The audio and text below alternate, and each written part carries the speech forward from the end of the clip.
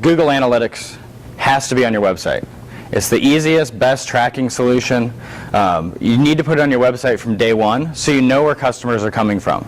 Explain, have you ever noticed if you go to a site like Zappos and then all of a sudden you see Zappos ads everywhere else for like a week or two, or you go to Amazon and Amazon follows you around? What that is called is remarketing.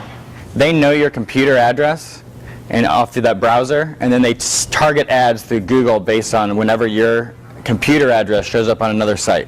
It could be a blog, and I'll actually show you just when I put up our remarketing for Take Back Local to help increase awareness, we took over 3 out of the 4 spots on the homepage of UT San Diego, and it costs $15. You know how much to put 3 ads on the cover of UT and buy online media?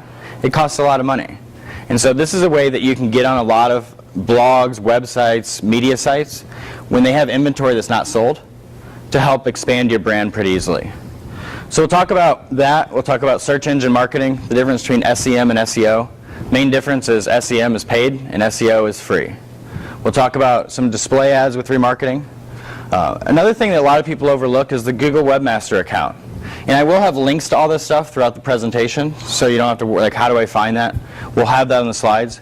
But the Google Webmaster account, a lot of people do the Google Analytics, but if you go to Google Webmaster with your Gmail account, another thing that a lot of people overlook is the Google Webmaster account.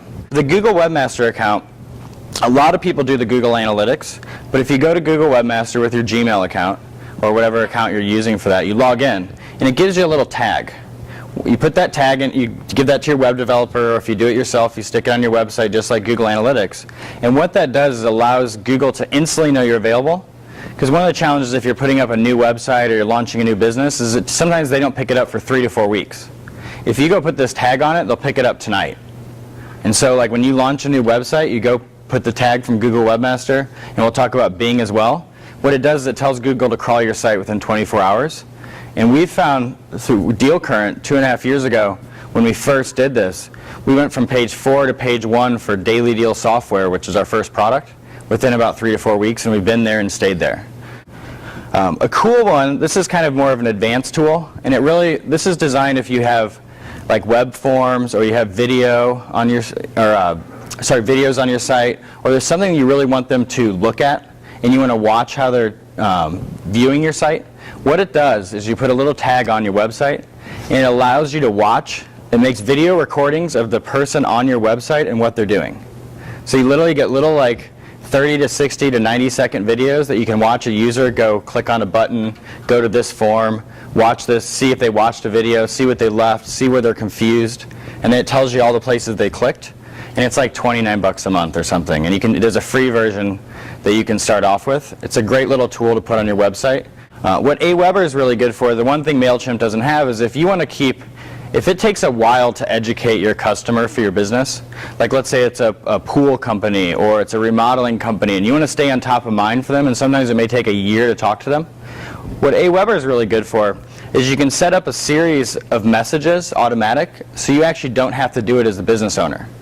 You can actually set up like 12 messages. Let's say it's 12 newsletters that you want to be sent every 2 weeks over 4 months, because you know that's the time you're typically the sales cycle for your customer, is every time they opt into your website, they can be put into this series, and it'll send those individual people those 12 emails every 2 weeks for 12 weeks, or for 24 weeks if you did it every 2 weeks. And that really allows you to take the stress off you as a business owner, but allows you to stay on top of mind, or stay in front of those customers over and over with relevant content. YouTube is really not everyone knows a video site, but you want to look at it like a search engine. Like there's people that go on there and say, how do I tile a floor? How do I change a faucet? How do I, cut my own lawn? How do I install Christmas lights? No matter what your business is, there's how-tos about that.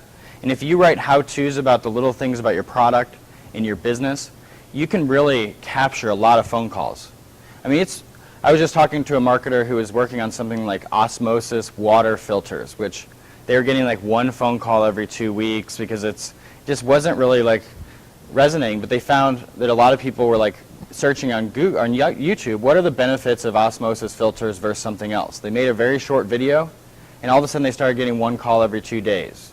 It wasn't like they're driving thousands, but when a sale's a couple $1,000s and it goes from every 2 weeks to every 2 days, it just helps their business, and it wasn't a lot of work. So search your industry on YouTube, how to do this, how to do that, and it'll really help you analyze where you can kind of fit into YouTube and really capture some traffic.